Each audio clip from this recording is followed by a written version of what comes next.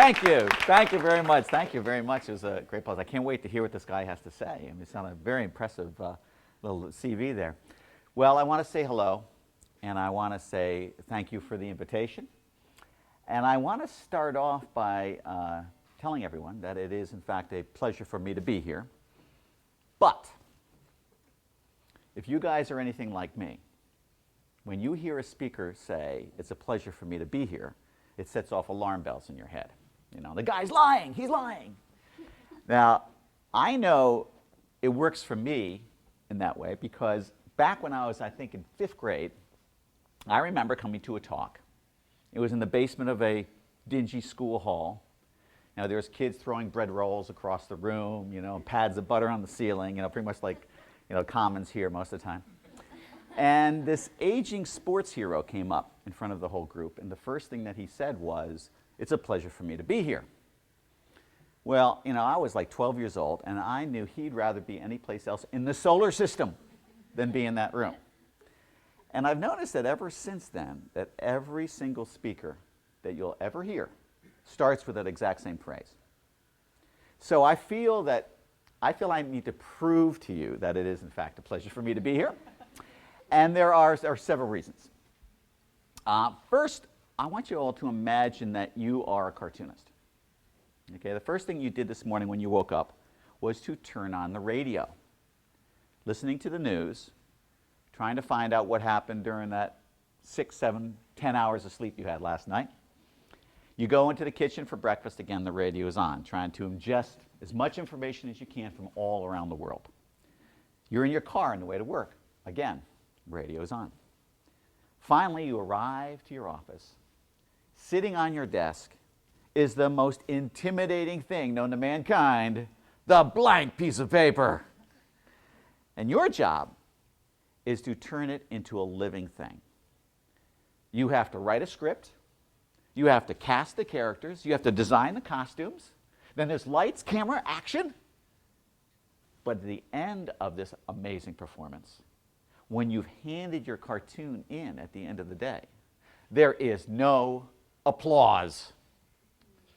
And that's because being a political cartoonist is pretty much like being a stand-up comedian with your audience in the next county. So for me, it's a pleasure for me to be here today because I got an audience, and that's you guys. But also, this is a particularly cool audience. I mean, come on. I have been here for about 18 months, and I've got to know the UMBC audience, and you guys are pretty cool. Number one, we have a fabulous group of teachers and staff and folks here that have been very impressive for me to work with. But even more impressive for me is have had the opportunity to work and meet and coexist with many of the students here on campus. And part of the reason why it's exciting for me is, whether you guys know it or not, you are living through an amazing point in history right now. Not since when I was in college, which I can tell you was a few decades ago, has there been such a pivotal change in the way that generations view the world. Now, of course, I was in sort of post-60s. You know the 60s. Everyone talks about the 60s, 68, 60s, 60s, drugs, you know, sex, parties, the whole thing, different world, because people growing up at that time had a completely different experience than their parents. Your generation, the digital generation, your experiences, the way you're seeing the world and the experiences that you're having now are fundamentally different from the experience of your parents. And not in that 40-year gap has that ever happened. So where you are and the experiences you are having, for me to be here and witness alongside you some of this is terribly exciting for me.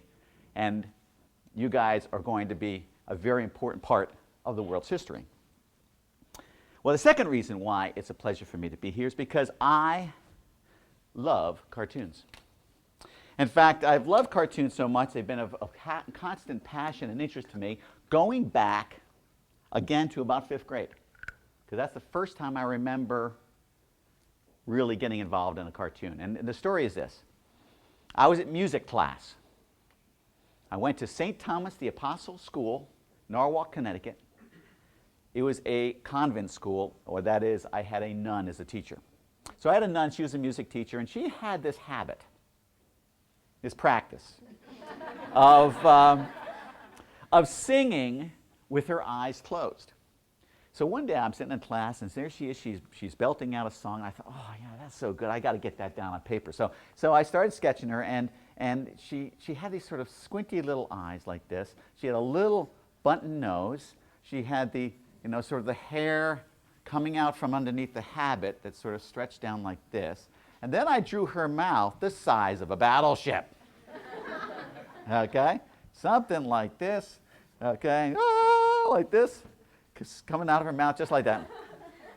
And so I thought, well, this is kind of fun. And but the girl sitting next to me thought it was particularly good. She grabbed the drawing off my desk, had a giggle, passed it around to the boy next to her, and soon the drawing was finding its way around the classroom, and I was an instant star, right? Within just a few minutes, the affirmation was wonderful until the nun got a hold of the cartoon. And she did something, of course, that you wouldn't really expect happen today, but she brought me by the ear down to the men's room and made me take a bite out of a bar of soap.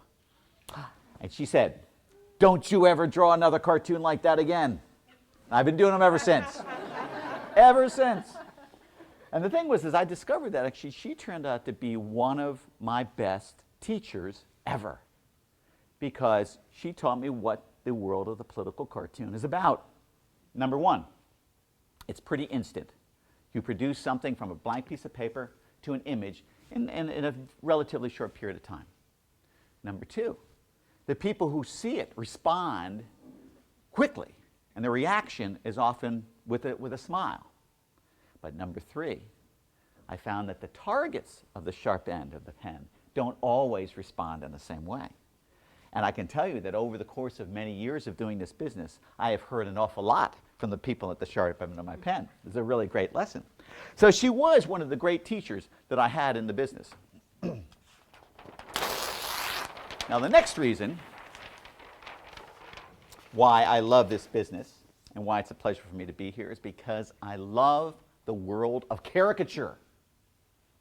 Because when I started drawing that nun with that single line, I suddenly thought how magical it was that a single piece of pigment on a piece of paper could create an image of someone that you could recognize.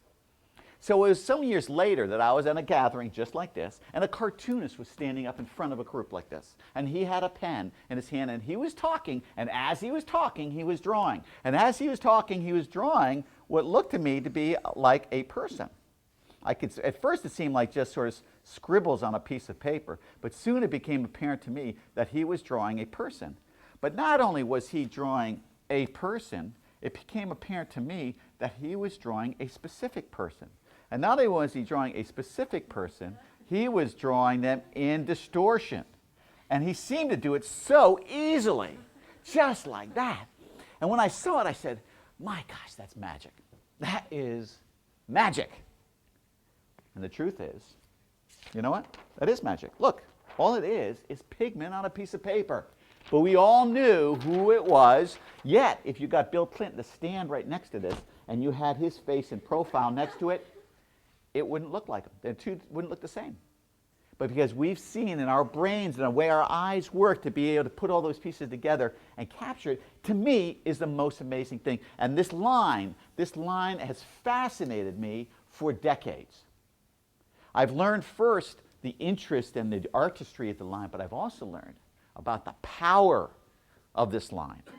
My nun taught me a little bit about it, but you only have to think back a year ago when the cartoonists in Denmark portrayed the Prophet Muhammad in their cartoons, and riots around the world where people were killed, and even to this day there are still riots going on because of cartoons. So these are tremendously powerful things. And they've also things that have had a great impact in history through time in our democracies. So anyways, today, what I want to do is to teach you guys, talk a little bit about my passion with this line. Give you some examples. I'm going to show you some cartoons of mine, give you a little sort of background on what it's like to be doing political cartoons, but also give you some sort of insights as to where I think the world of cartoons are going. So first we're going to start with some slides, but then at the end of it, we're going to take your questions, and then we're going to do some more drawing. In fact, not only I'm going to do some drawings, but we're going to teach you guys how to draw. And we're going to do a drawing lesson, and everybody here is going to be able to draw George Bush. We're going to do a cartoon lesson, so everybody here can draw George Bush, okay? Great little party trick you'll be able to take home with you. All right. Let's start. Let's get some slides on here, and let's see how this works. See if we can get the one there. All right, there we go. Okay. If you can't see over here, I would recommend there might be some chairs over here that you can slide around. All right, so as said in the introduction, I've been with The Economist magazine, based in London, for 30 years, actually, this month, my 30th anniversary with The Economist. During that time, I've done over 100 covers for the publication. Let's see if I can get this. There we go. When I started in London, I started off as a caricaturist, pretty much, doing caricatures in the streets. And one of the things that I loved about caricature is the good ones, the very good caricatures, are able to capture a spirit of someone that is utterly unique. There's a great quote by the Italian Renaissance painter Annibale Carracci. And he once said that a good caricature is more true to life than reality itself. And it's something that I always strive for when I'm doing my caricatures. Oh, get back there. I have done a lot of cartoons, of course, on political stuff. I'm in America, even though I was living abroad, but now I'm here in the United States. I've done a lot of things on the election. This, in fact, was just 2 weeks ago. I did this cartoon for the cover of The Economist on Super Tuesday. As you can see, is inside the map, you can't read it, is a sort of a running narrative of what's happened so far. But this is the center panel where we have Giuliani and Edwards sitting in a garbage can saying, "We're finally sitting in the Oval Office," which I think is kind of funny. And then also, this is curious because I was working on this at 2 o'clock this morning. This was going to be the cover of The Economist this week, Obama versus McCain, and it's a sort of a Coliseum thing with 2 gladiators. But at 2 o'clock in the morning, I'm listening to the news, and it says, "Hillary wins." I just stopped drawing and went to bed. And that's what happened with that cartoon. And the cartoons, the interesting thing about them, we do with caricatures, but sometimes you don't do with caricatures at all. This cover I did for them about 1.5 years ago. Interesting story. The title of it is called Oilaholics. And it's, as you can see, it's about the U.S. and China sort of overindulging in oil and so on. But the background is how I did this cartoon, which is kind of fun. I had done a similar sketch for The Economist one week and sent it off to them. But the following week off, I was going on vacation, and I got an email from The Economist when I was on vacation saying, number 1, we love your cartoon. Number 2, we want to put it on the cover. And number 3, when can you get it to us? And I wrote back to them. I said, well, I've got some bad news for you. Number 1, I'm on vacation. Number 2, I'm in the middle of nowhere. And number 3, I don't have any paints with me. So they got back to me and said, well, see what you can do and get back to us in the morning.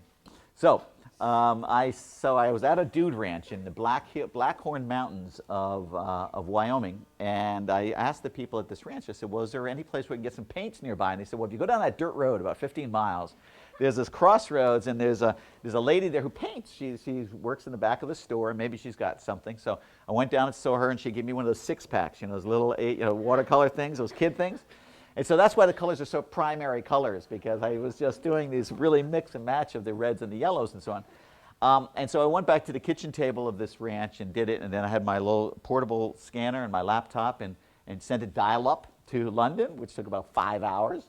But then 2 or 3 days later, this cartoon was on the cover of The Economist and appeared in every country on the planet. So anyways, back to the realm of caricature. Caricature is a powerful thing, and it's something that's been of great fascination to me. But for the political cartoon, the caricature is in some ways just a tease. It's a way of getting people involved in a cartoon. It's a little bit, to quote one of my favorite sort of 19th century British philosophers, Mary Poppins, it's, a spoonful of sugar helps the medicine go down. So if you have a good caricature, it gets you engaged for people to look at the cartoon.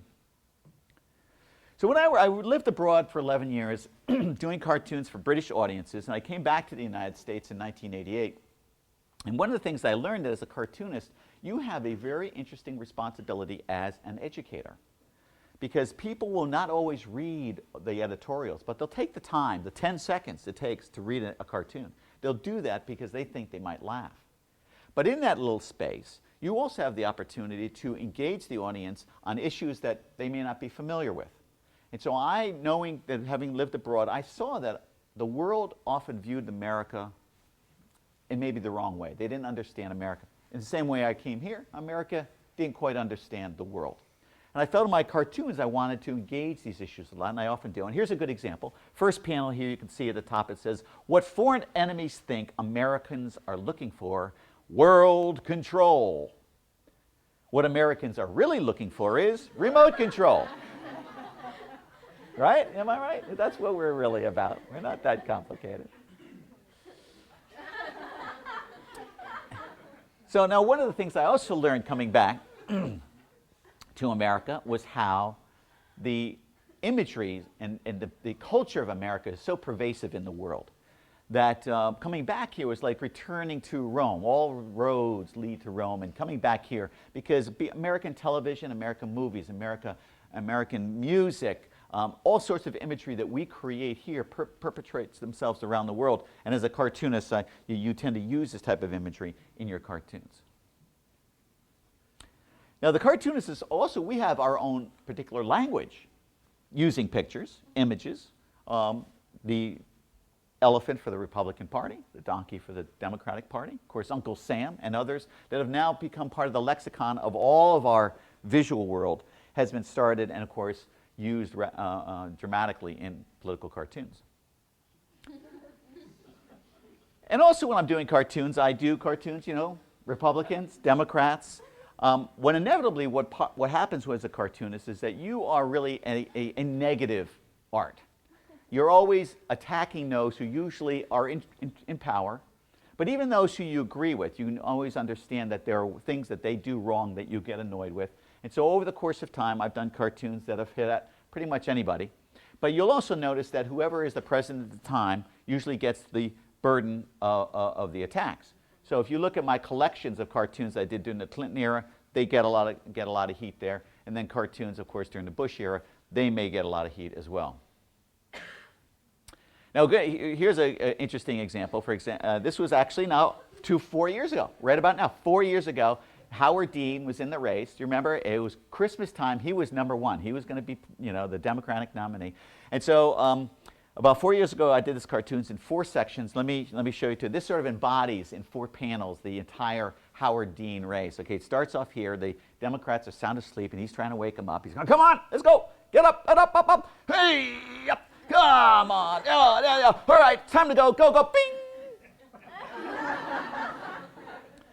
Poor Howard. That's how it happened for him.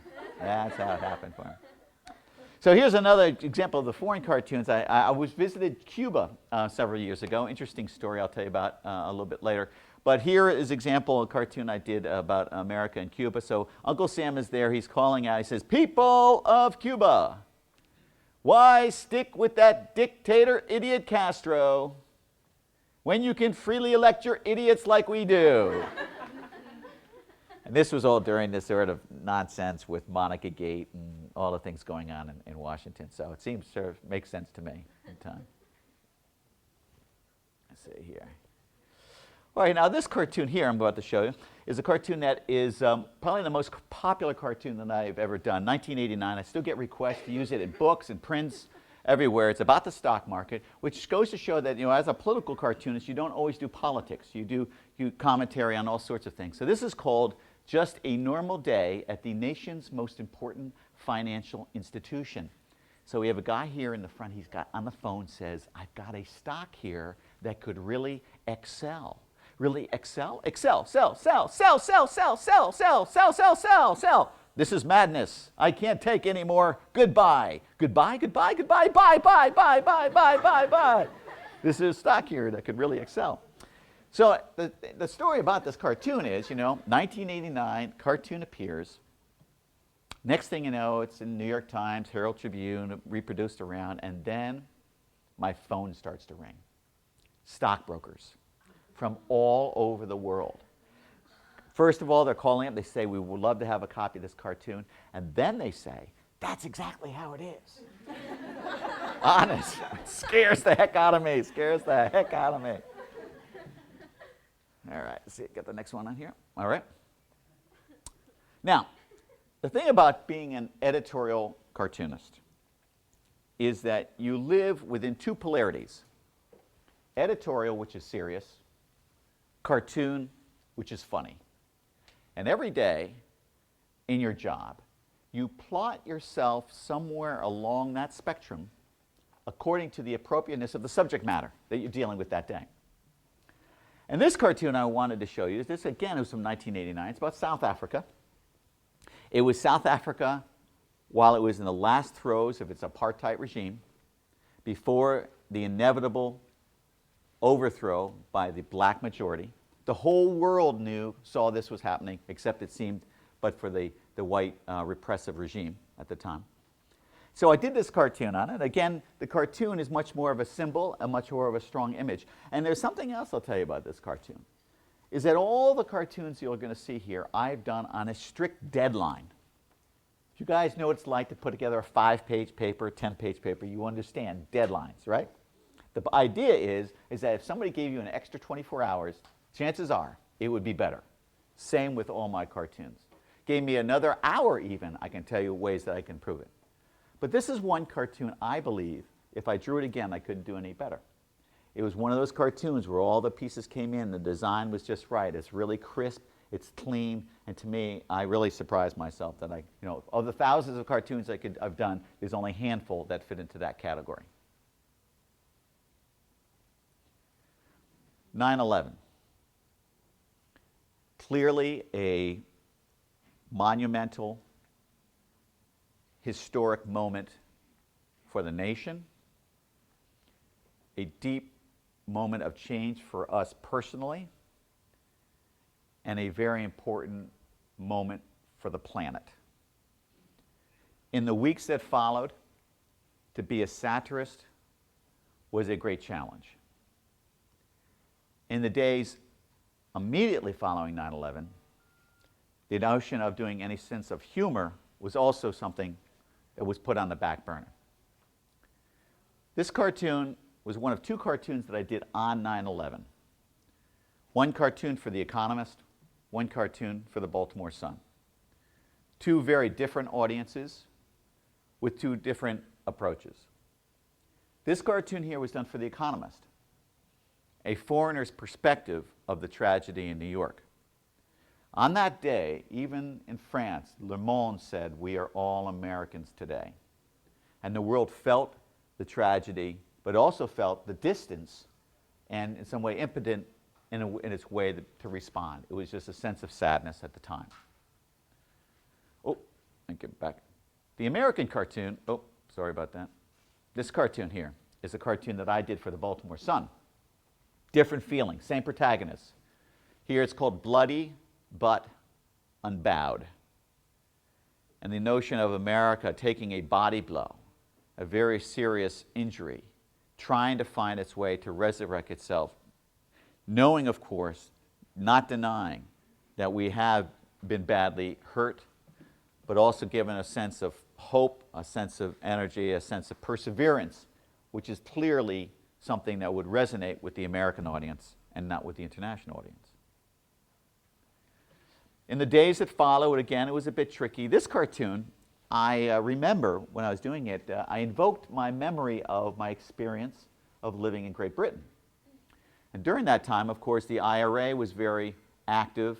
The terrorist group, the Irish Republican Army, was very active in the UK. In fact, only about a mile from my house in Brighton, England, the face of the Grand Hotel was blown off in a huge bomb that was an assassination attempt on Margaret Thatcher, the then Prime Minister of Great Britain, and her entire cabinet, who were staying in the hotel at the time.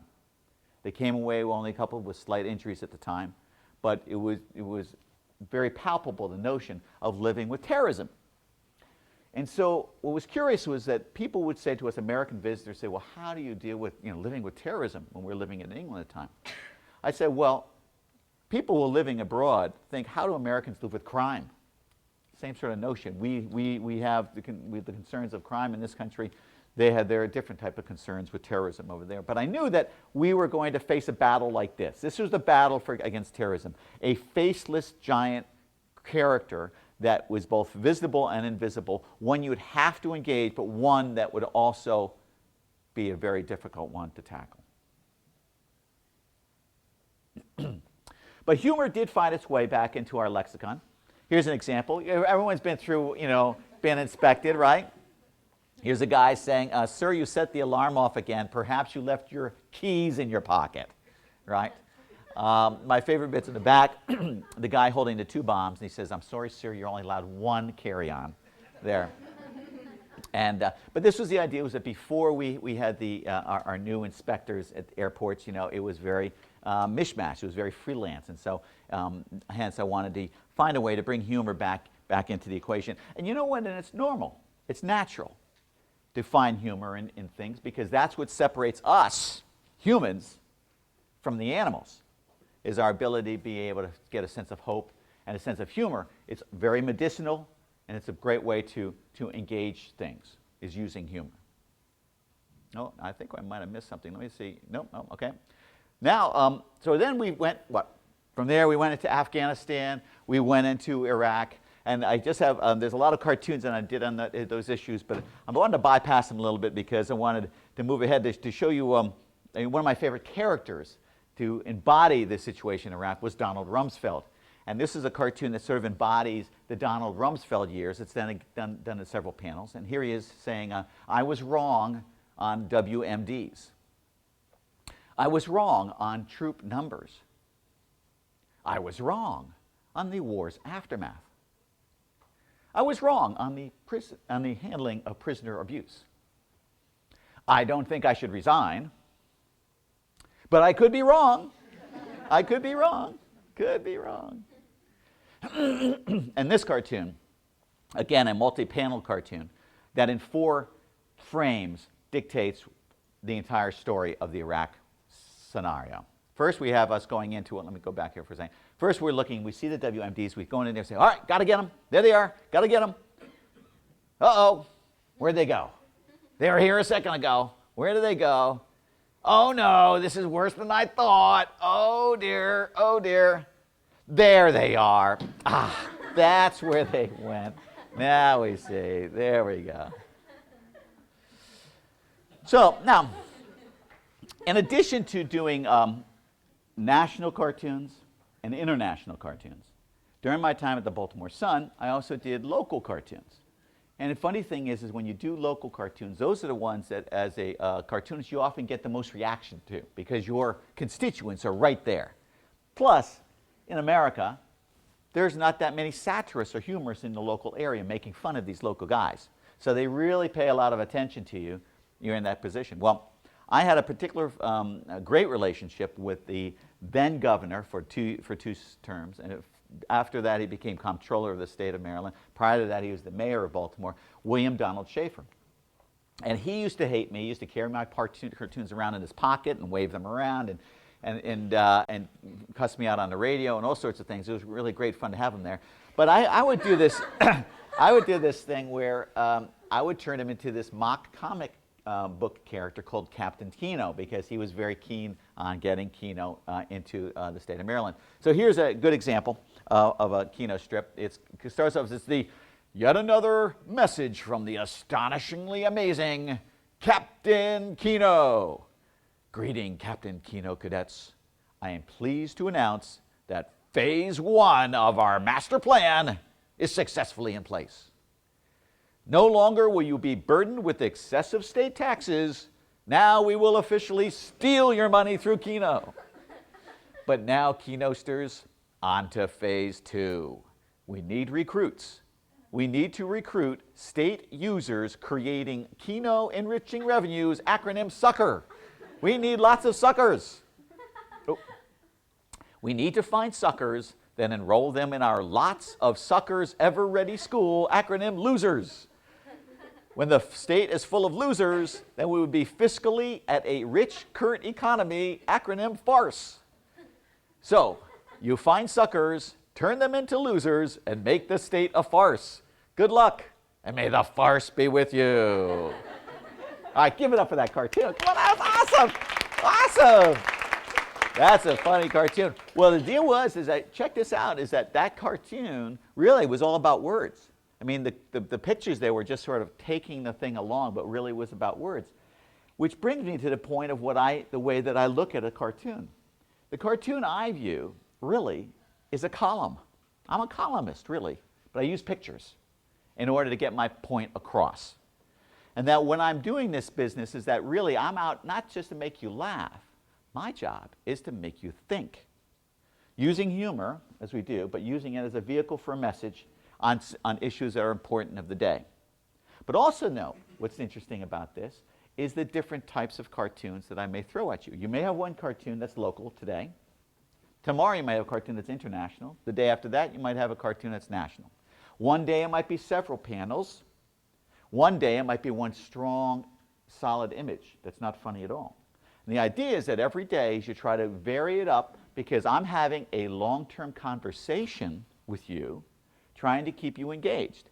We all know those people that we hang out with who are really boring, right? Because they talk about the same thing all the time. The idea is the same thing when you're doing any sort of business. You try to vary it up. Keep your people engaged and your audience so that every time they open up a paper, they don't know what they're going to get.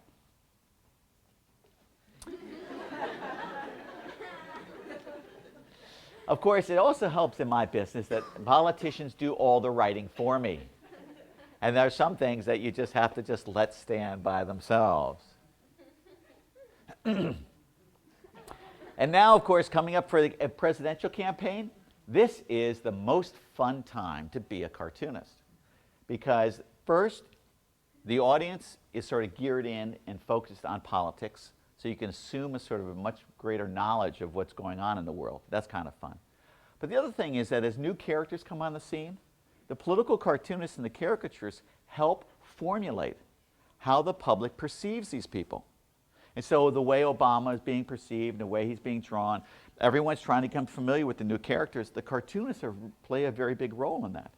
And of course, Hillary's been around a long time, so her image is pretty much embedded, but she also comes with a lot of baggage, as we know, including this guy right here. This cartoon I like to call Shampoo with Extra Body, if you can see what's going on there. All right, so I wanted to show you here a little bit about what happens, how do I come up with my cartoons? What happens, what's the idea? What happens on a daily basis? Well, first I do is I try to ingest as much information as I can. All right, again, trying to conjure up that notion of a 5-10-page paper. I'm creating one of those every day. Okay, you do your research. You have to keep abreast of all the things going on in the world, you know, and it's hard for me to keep track of what my own kids are doing, nonetheless, you know, what's going on in Tajikistan. But every day you're trying to keep abreast as many things. I read a lot of newspapers, online all the time, C-SPAN, you know, radio, trying to just keep abreast of what's going on in the world. So then once I've sort of surveyed the landscape, I want to hone in on a subject that is of interest of me and also a subject that I want to make a point about. This is the sort of the interesting thing is that you don't want to be an astute observer of the obvious. You want to say something that's a little provocative, again, to make people think. So once I've got my idea, I've sort of done my research, I've got my idea, now is the time for me to start getting down sketches. I do lots and lots of sketches in pencil, using just paper like you get out of a photocopier here.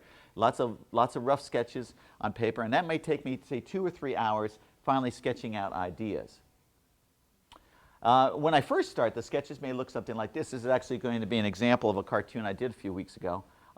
Here you can see I've decided I was going to do one that was over several panels, but it looks like hieroglyphics to most people, but it really does make sense to me. I was going to do it about George Bush. It was going to be about the torture, about the issue of torture and whether the U.S. Actually engages in this or how you define torture. And so I'm mapping it out, roughing, tracing over bits to try to improve them.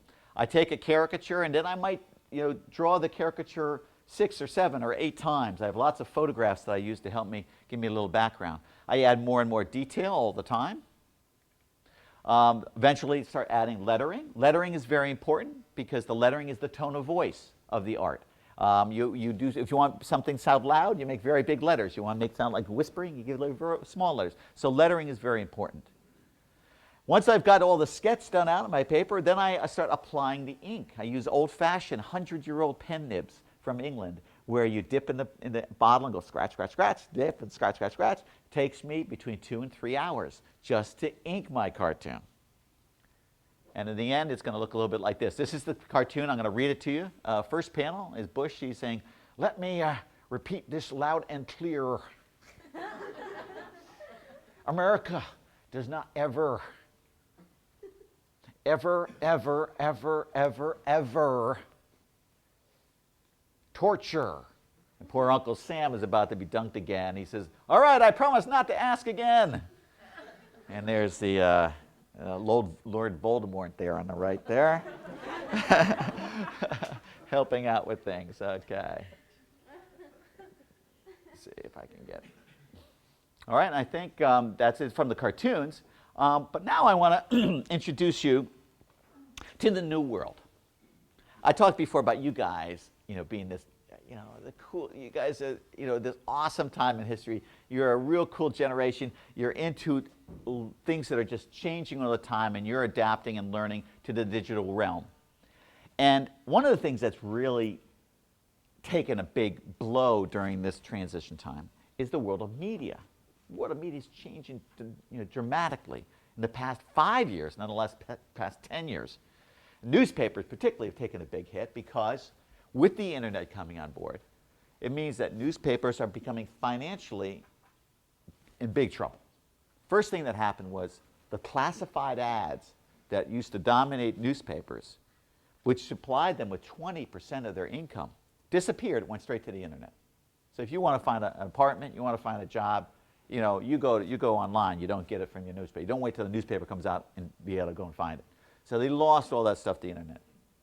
But the second thing is that you guys, your generation, is not picking up a newspaper. It's not buying a newspaper. It's not part of your habits. You get your information if you're so inclined, but you get it from other sources. So the newspaper circulation is also sinking. And then also other advertisers, whether they're car dealerships or whatever else, people who have made a big part of financing a newspaper, they too are beginning to find other places to go. So newspapers are having big problems. And during this sort of transition time, everyone in the newspaper business is trying to find a way to get a hold of and get in front of the eyeballs of you, the next generation of voters. So as a political cartoonist, I realized that if people aren't looking at a newspaper, they're not going to be looking at my cartoons. I had to find a way to get my cartoons on the internet. Try to get my cartoons on the internet, but if on there, they have to be moving, because you see something still on the internet, it's no good, because everything on the internet now is moving. So what I decided was I was going to try to take caricature, that thing that I started back in 5th grade with my nun, understanding the power and the potency of a great caricature. Could I make a caricature come alive in this computer age? Not only could I make it come alive, but as you see in my cartoons, when I draw my cartoons, I'm always thinking of them as three-dimensional characters. Can I make a three-dimensional caricature come alive? So when I came here to UMBC, we set out on that journey, and we've done pretty well, as you'll see. Started off here with George Bush, a little sculpture, life-size sculpture of Bush that is about this big, and we wanted to get him from this sort of physical form into a digital form. So we brought him down to a local place in Owings Mills. There you can see him there. We had carried him down to a place that does 3D scanning, one of the only places in the country that does actual 3D scanning. And when we're down there, you can see the scanner here is in the guy's hand. You're going to see a line going down the side of the face, and the character starts to appear in the monitor over there on the right. Let's see if I can. You can see the red line there. That's sort of a better shot of it going down. Looks like he's giving him a shave or something. And when you're finished, you can see the character there in its full 3D rendition. However, the character there is not able to move. When you get a close-up, there's actually several million polygons of digital information on the skin. But you can also see the subtlety of the movement across the surface of the face. The face then had to be broken down in order for us what we call rig the face and map it so we can make it move. You had to give it teeth because, of course, my original model didn't have any teeth in it. And then we went about creating the actual physical characteristics. I wanted to make his mouth and face move like George Bush's face move. So we had to do what were called blend shapes to make the mouth and everything go in a certain way. You can see some examples of them here, okay, moving off in their various different directions. And got some more here. Come on. Oh, there we go. That's a really good example. That's kind of scary, isn't it, right? Okay. Something out of a movie there. So then you can see the close-up. We had to give it skin color, and you can see the sort of the detail that we have when we got up close. Okay? And the final character looked a little bit like this. Okay, it's kind of good. He's call him the digital W. And now I've done Hillary. I've got a life-size Hillary. We're actually making her place. And on my desk right now at home is a life-size head of Obama that we're making. So we're doing Obama and Hillary, and then John McCain soon to follow. All right, so that's the end of the slideshow. Let's give it up for the slideshow. Give it up for the slideshow. Thank you. Thank you. All right, Eric, let's click it on here. Now I want to show you what we ended up doing. Okay, now don't start it just yet, my friend. I'll tell you when. This digital character that you saw there, we were able to make him facial expressions move and so on, but I wanted to do something that I can make his body move as well. And so we employed the new technology, which you might have heard, called motion capture, where I got in a motion capture suit, a mocap suit, which is, like a leotard with digital markers on it, and I would move around in a controlled space that had cameras around it, and as I move, my digital character of George Bush would move. And this technology and what we're doing, the news got out. We talked to a team of management team in LA, and we're pitching a TV show, a satire show, that hopefully will be using some of the technology and the characters that you're going to see here. There's a next step that we took after this film was seen and people saw the potential of it. I teamed up with a group based in Chicago called Second City, which is an improv comedy troupe. And we're now doing live shows where I'm behind stage in my motion capture stuff using a microphone on my voice. So using voice recognition software, I can make my George Bush character appear on a screen here in front of an audience, and we can have a live press conference where you could ask him a question and he will talk back to you, but it's really me behind the stage. So that's kind of cool. So anyways, a little background on this video. When we saw the management team in LA, they said, we hear you doing some great stuff. Could you do 30 seconds of Bush walking around the Oval Office just to show us what you can do? I said, fine. So this is what we gave them. All right.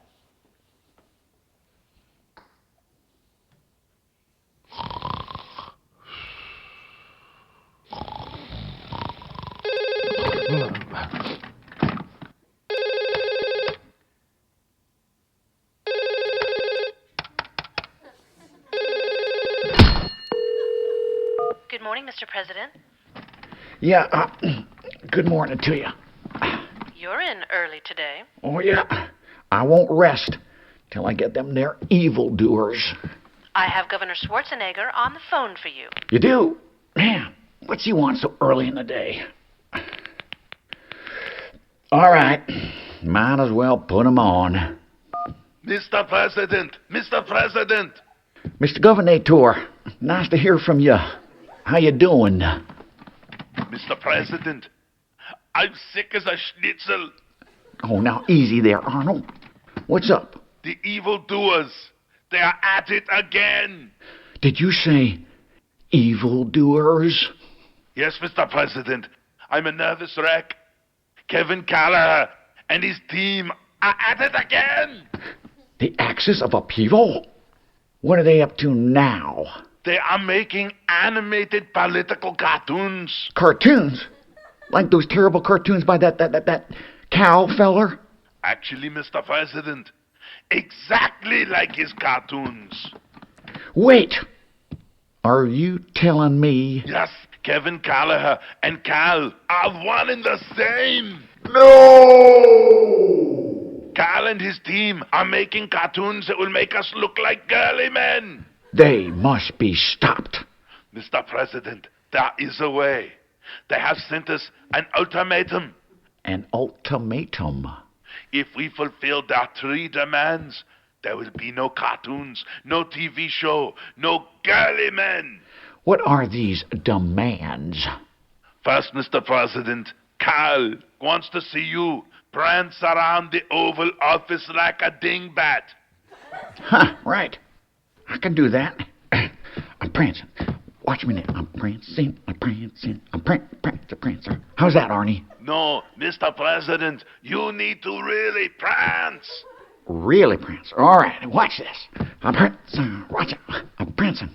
I'm prancing. I'm a prancing fool. Oh, yeah. Prancing. What do you think, Arnie? That better? No, Mr. President. Kal wants world-class prancing. Oh, I see. World class. Oh, watch this. I'm a prancing dude. I'm a prancing king. I'm a prancing prince. I'm a prancing dingbat. Dancing dingbat. I'm dingbat. I can do it. I can do it. I can't stop. Yes, I can. Here I am. Right. One down. Next, Mr. President, they demand the return of disco. Disco. I can do that.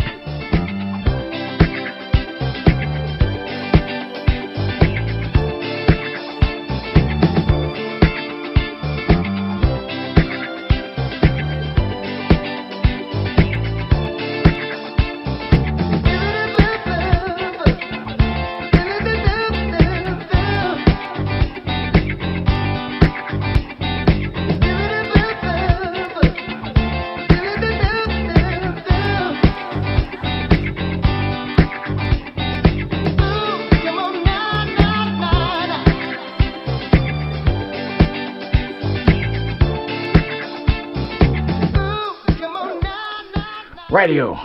Two down. Last of all, Mr. President, they want you to bring about world peace. Oh, right. I can do that. Now just hold right there, Arnold. Yes, Mr. President? Harry, yeah, could you ask Carl to arrange world peace for, say, 2 o'clock this afternoon? Right away, Mr. President. Thank you, Harriet. Right, Arnie, guess what? All fixed. So, the axis of our people's terrible scheme has been foiled. That's right, Arnie. You can now be certain there'll be no animated cartoons making fun of us anytime soon.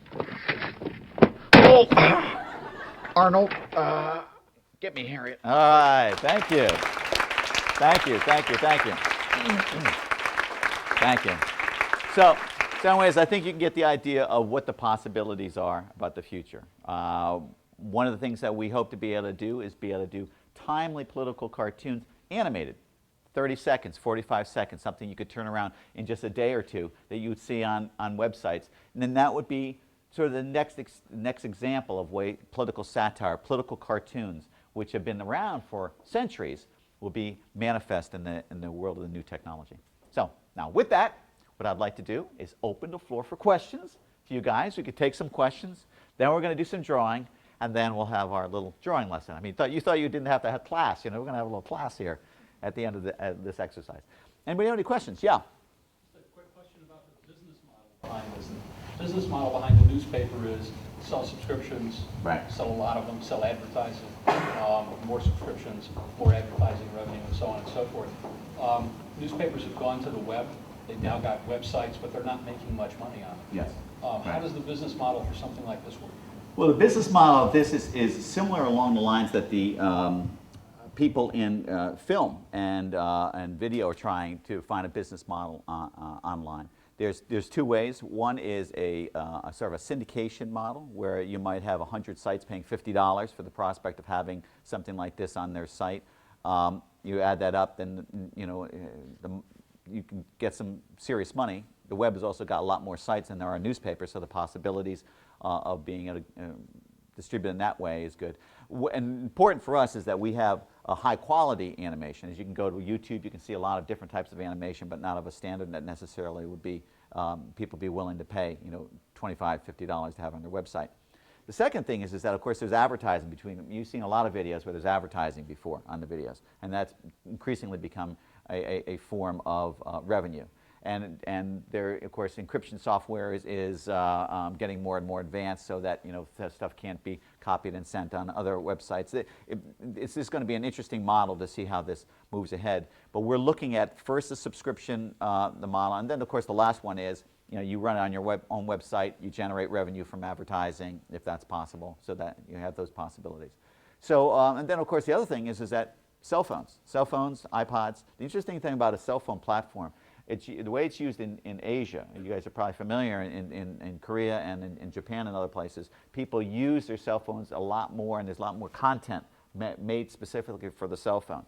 And the interesting thing about it, though, is that it's a gatekeeper. In other words, you want to get something on your cell phone, you could be charged 5 cents every time you want to see the Kal video.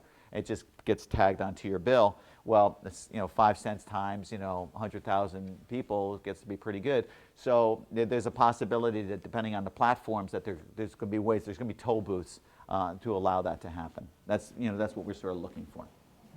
Another question. Yeah. I wanted to know where you think that satirical cartoons get their power from. Do you think it's partly from the draw that it brings people in and brings fascination about what's going on, or that it elicits responses from people that you're drawing cartoons about? Like, where do you think they get their power? That's a great question. The question was, where do you think satirical cartoons get their power from?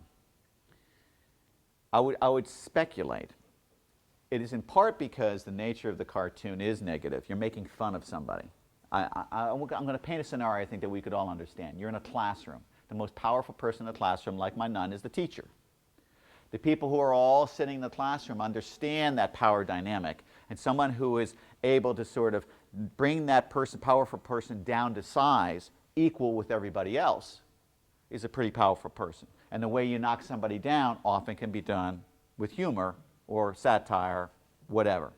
So that, I think, is in part where it gains its power, is this notion that it's often going after the powerful that others feel impotent to address.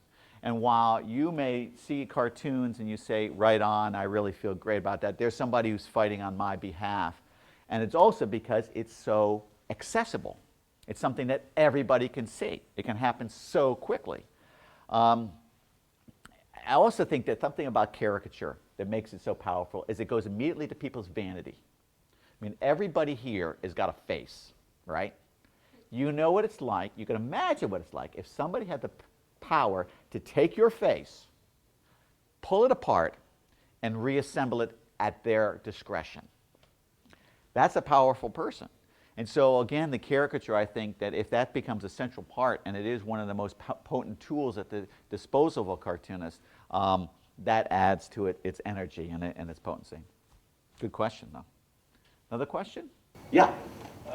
If you could make a choice, who has been your favorite person to caricature? The question was, if I had a choice, who's my favorite person to caricature?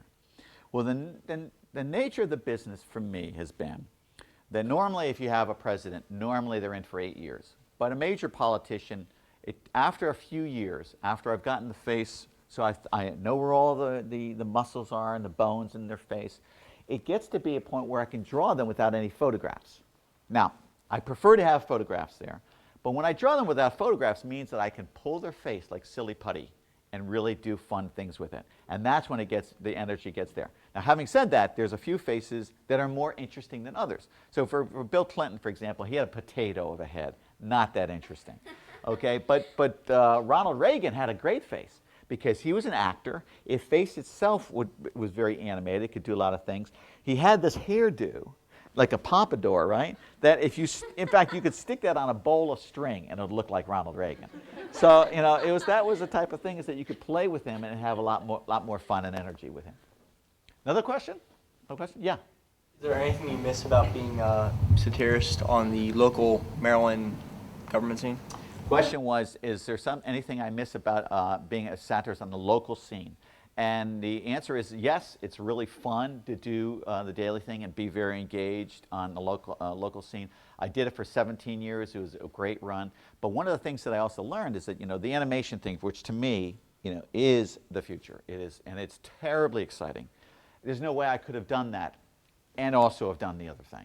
So it was, now I see it clearly as a trade-off, and I had this amazing time. It was a great chapter, but now I think I'm onto something that's just got great legs. Got great legs.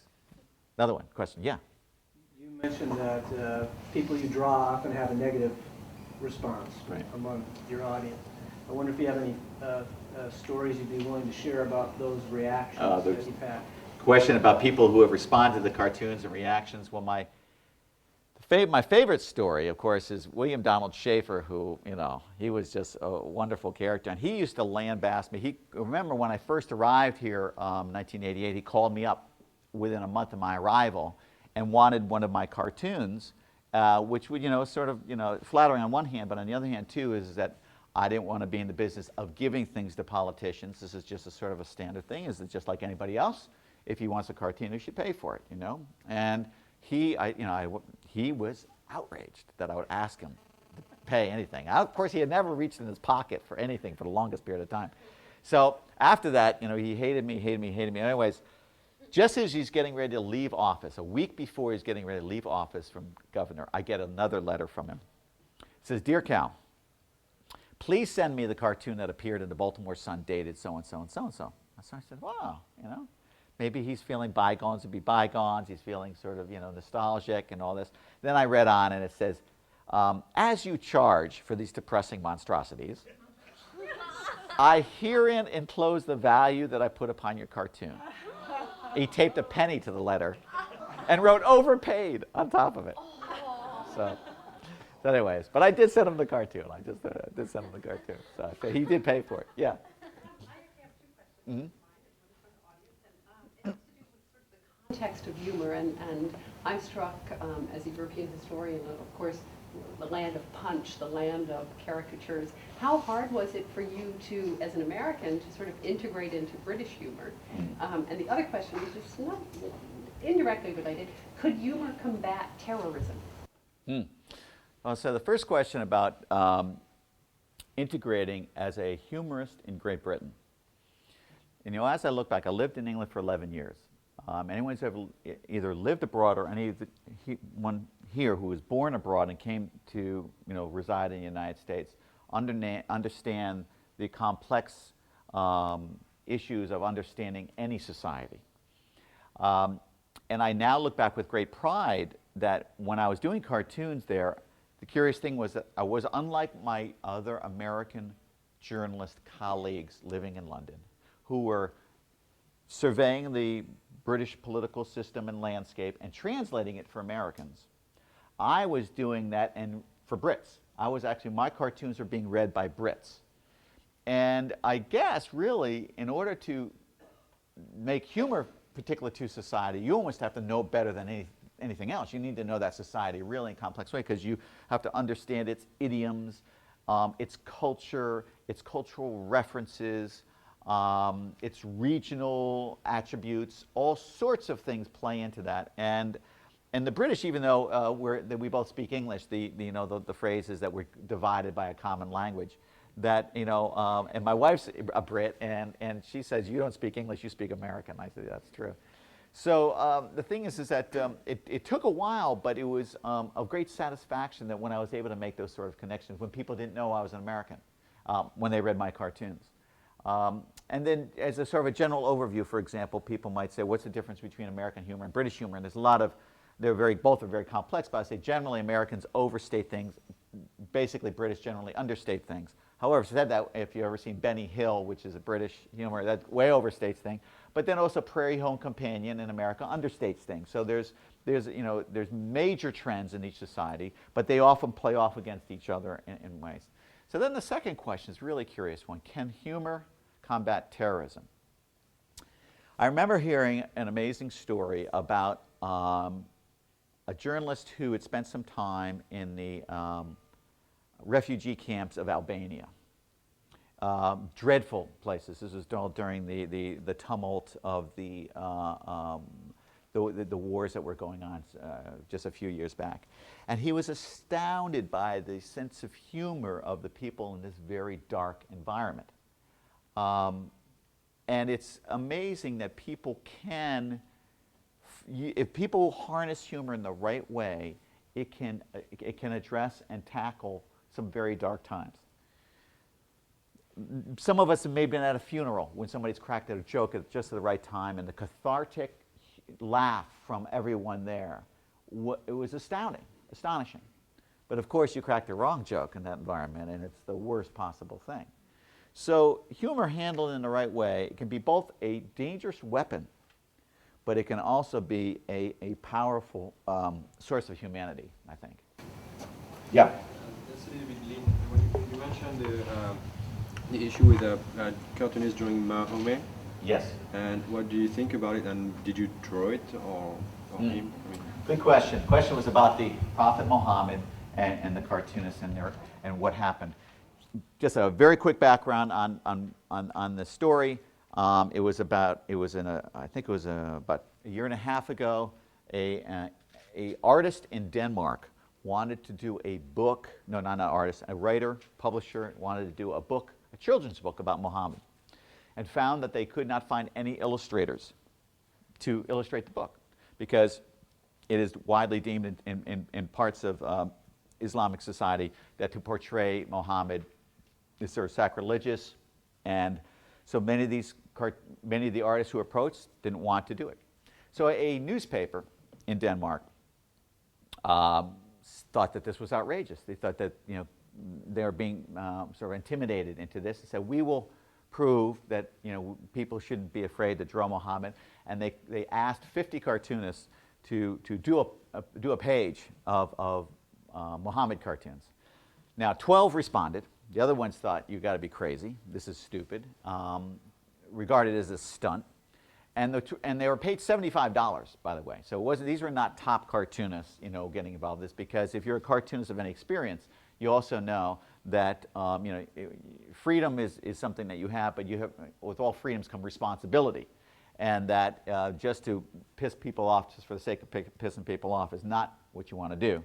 Furthermore, for me to be a successful cartoonist, what you want to be is an effective cartoonist, where you're making a point, but when you make your point, if you so arouse everyone around that they stop seeing your point, then your cartoon is no longer effective. So anyways, the cartoonists who sort of bought into this, I think were naive and made a big mistake. I thought that the newspaper shouldn't have done it. I think it was a stupid thing to do. There's plenty of ways to make comments about this without actually drawing the prophet in the case. Anyways, so the cartoons appeared.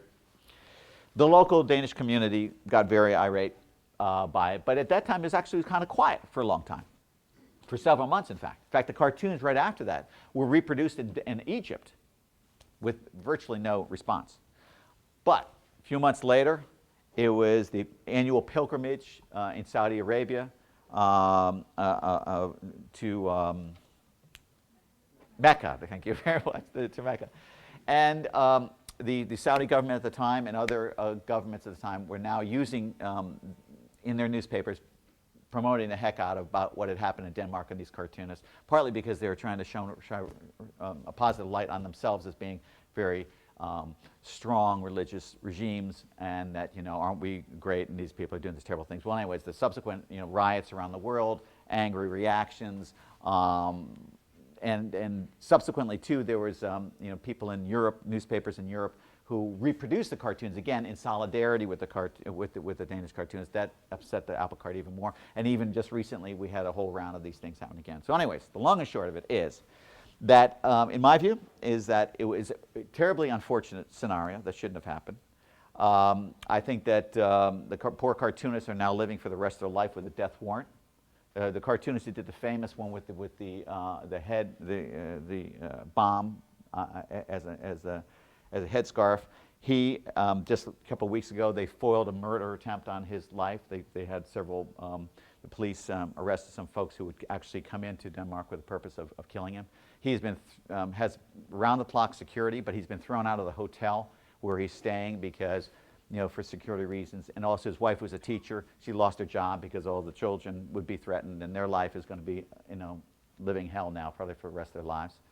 But the newspaper, I think, was stupid to produce the cartoons. And then subsequently, the issues in both abroad and here about whether they should show these cartoons or not is a very mixed bag. Here in the United States, where to show the cartoons or run the cartoons in a newspaper wouldn't have the same sort of tumult as would have in European countries, where there is a real issue between the domestic the Islamic communities and the population. It's a real issue to run those cartoons. I think you have to be a bit more responsible before you make those sort of decisions. It's a long about way. I was just saying that it was a terrible, terrible mess. I did do a very big cartoon in the Washington Post, a half-page cartoon, detailing what it's like to be a cartoonist in these delicate times and why it's very tricky. And you have to be very careful when you work with the pen, this powerful line. You just have to be very careful. Or maybe one more question. We'll do some drawing. What do you think? Yes? Well, you said when you're dealing with papers, you have to try to fix up what kind of subject matter you keep it interesting. With animation, you have to take so much time to model and render and texture it. So do you feel like there's a conflict there because you kind of have to stick with what you made because it's so time consuming? Question, very good question. Question was, you're doing a daily cartoon for a newspaper. You know, you have a short little deadline. You can do the cartoon today. It appears tomorrow. You can change your subject matter up. But the animation, very labor intensive, very time intensive. How do you deal with all that? Be able to, try to react in the same way as you do with a daily newspaper cartoon. Well, that's what I'm trying to do, actually. That's what we want to do, is this, using motion capture and using these models, we can actually turn around animation very, very quickly. In the old days, you'd take an army of cartoonists a full day to produce 2 seconds. Well, we could produce a minute, 2 minutes in a day of animation. So the idea is that we'll be able to turn this stuff around in almost the same type of timetable that we could do our daily cartoons. And that's the goal. All right, you guys. Caricatures. All right, we're going to do some caricatures. I'm going to show you a little bit about caricature, and then we're going to pass out some paper, and we're all going to draw George Bush. What do you think? Can we do this? Yes, we can do it. All right. First, just a little bit about the realm of caricature. The most important thing that when you look at a face is the shape of the head. So I'm going to give you an example here. I'm going to do 2 shapes like this. You look at these 2 shapes, and with just a few little lines on them, I bet we can make shapes that people that you would recognize who they are. All right, so I'm going to give you a little test. Let's see if you guys can figure out who they are, okay? All right, who is it? Only kidding, only kidding, only kidding, okay.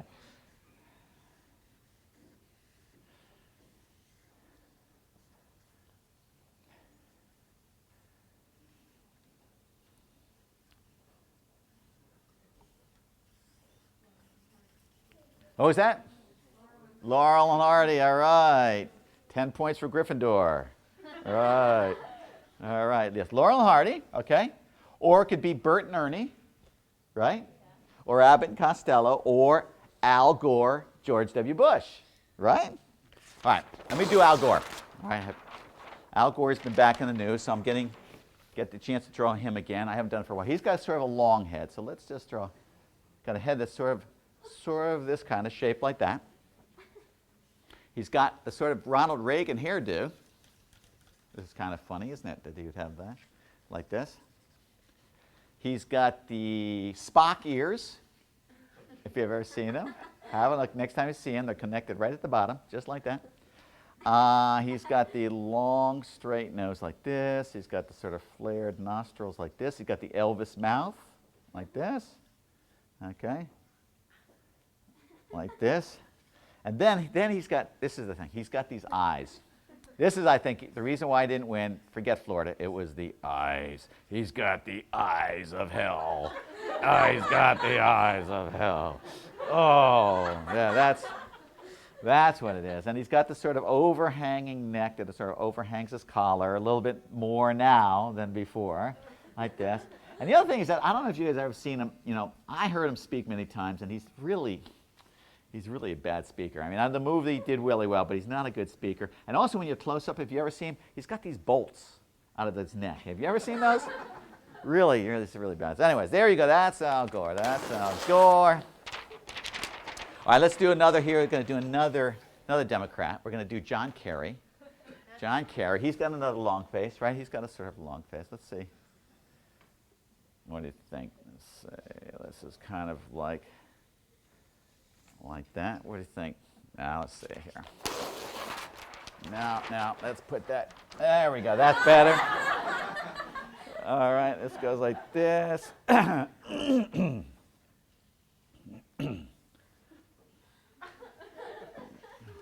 He's sort of like an Easter Island statue, isn't he, this guy?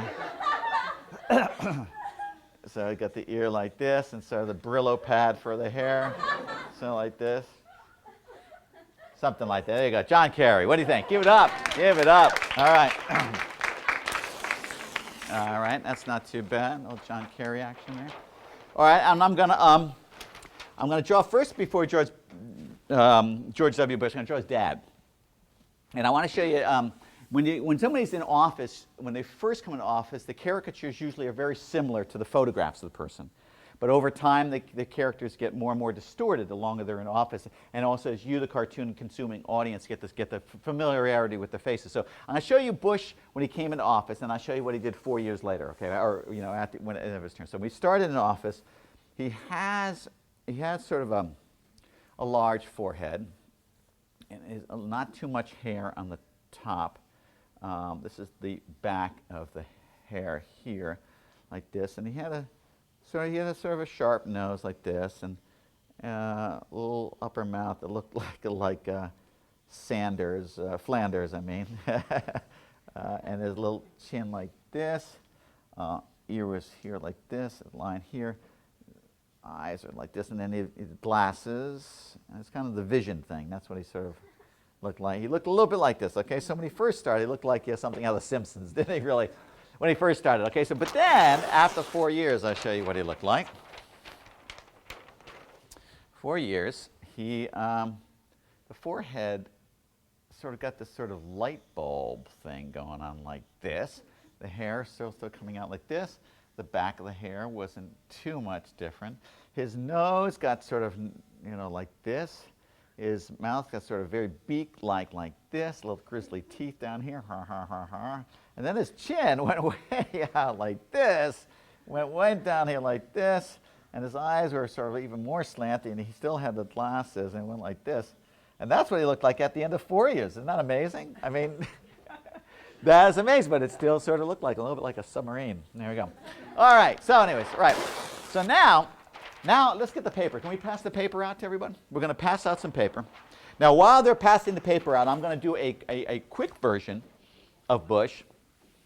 And then we're all going to do it together. But I need 2 volunteers from the audience to just help me with this first one. Anyone volunteer? Why don't you 2 guys come on? Come on up here.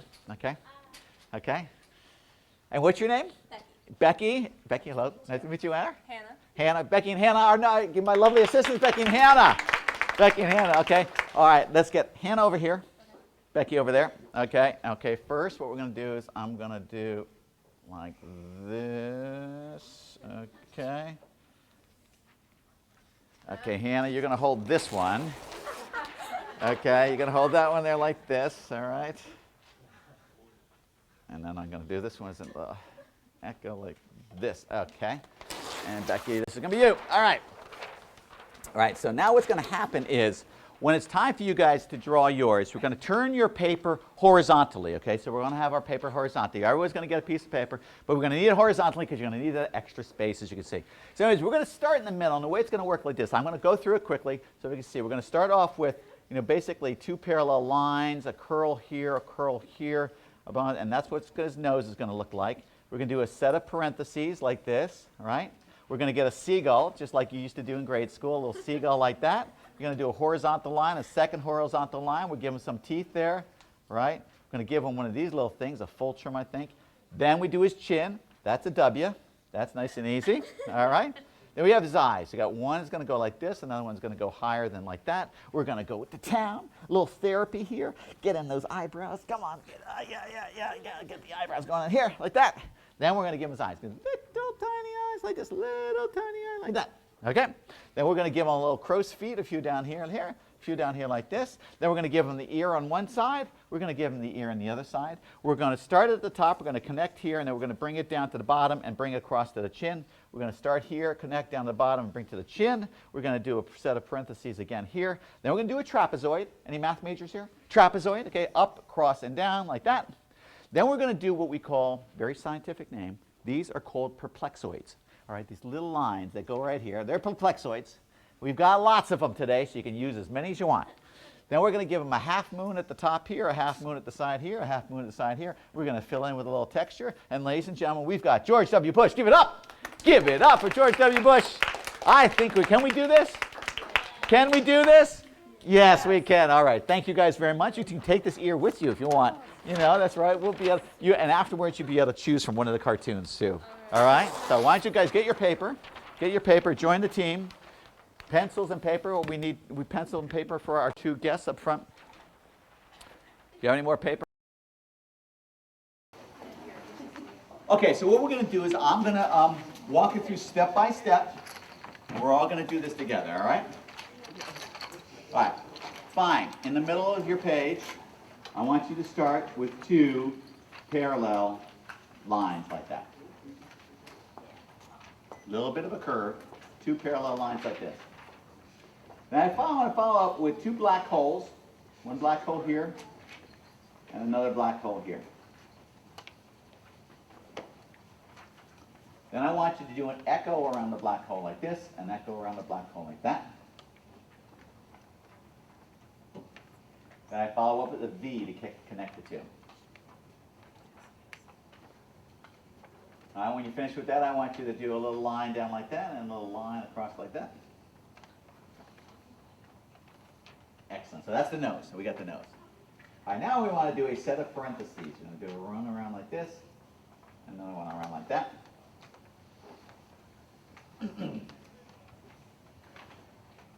Then I want you to do a seagull, where you're going to go down like this, and then one a little bit higher than the other. Let's start here and do a horizontal line like this, and then a second horizontal line like that. Fill in the top bit. Black here, and then the bottom bit, you're going to add get some teeth going there. That's right. Absolutely. All right. Let's get a little fulcrum thing going there. A little thing there. All right, the bottom here, do a W. That's the chin. Chin's a W. Excellent. All right, now we're going to come up to the top of the nose. Top of the nose, I want you to do one line over like this and then another one up like that. Good. All right, let's get the eyebrow thing going here. Another eyebrow thing going here.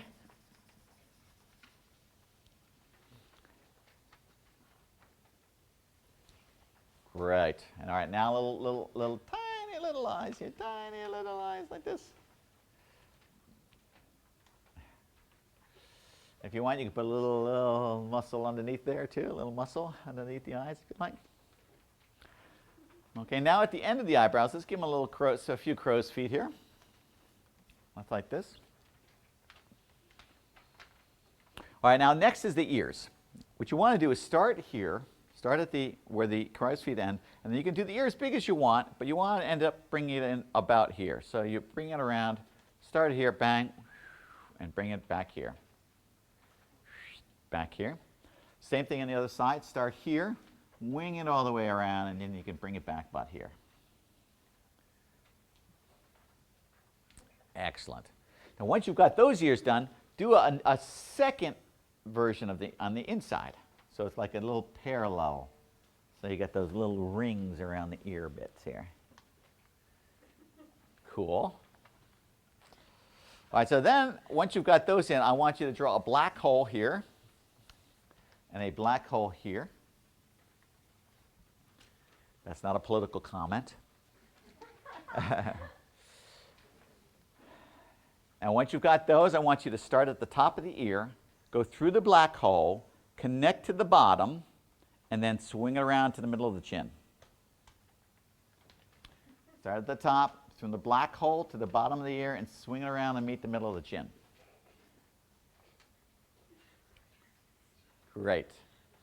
All right, once you've got those, let's give it another little echo here on those parentheses, a little echo there. All right, now is the math majors bit. We're going to do with a trapezoid where we go up there, and then we're going to go straight across, and then we're going to go down. Top of a trapezoid. Looks kind of like mini-me right now. And then at the top of that, let's draw, we got to get the perplexoids. We got a special on these today. You can have as many as you want.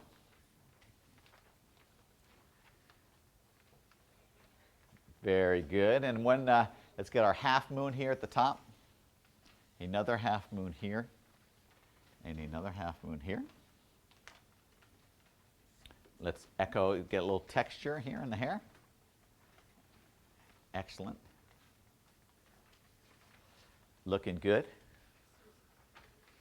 And now, the most important part of the whole thing is you need to sign these cartoons, okay?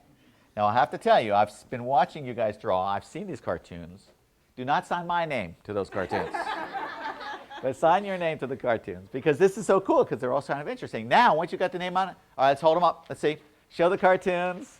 Very good. Excellent. Oh, my gosh. Very good. Bravo, bravo, bravo. Good man. Excellent. You guys are awesome. That's right. Now, you all get extra credit for this, by the way, okay? You're all getting extra credit for this, okay? Good job. So, great. Now, you can already see the pleasure that being a cartoonist can bring. Actually creating something that you can share with other people, bringing a smile, doing other things. But there's also something else important to remember, is that in over 2/3 of the world, we couldn't even be doing this. You could not draw your own head of state. You guys, the police would march in, you guys would all be arrested, and I'd disappear, maybe never be seen again. For the past 5 years, I have been the president of an international human rights organization dedicated to cartoonists, because cartoonists abroad can do things that the written word can't, and they often are the people, like in 5th grade music class, first people to get in trouble, in jail, tortured, and worse. So what we often forget is just how lucky we are to be in a democracy where we can disagree on the content of what we have here, but we all understand that it's a valuable part of what makes our special form of government work. So the fact that I can do something that's so much fun, that we can share a few laughs and giggles here together, but we can do something of great importance at this period of time in history, I think I can say with all honesty that it's a pleasure for me to be here. So thank you very much.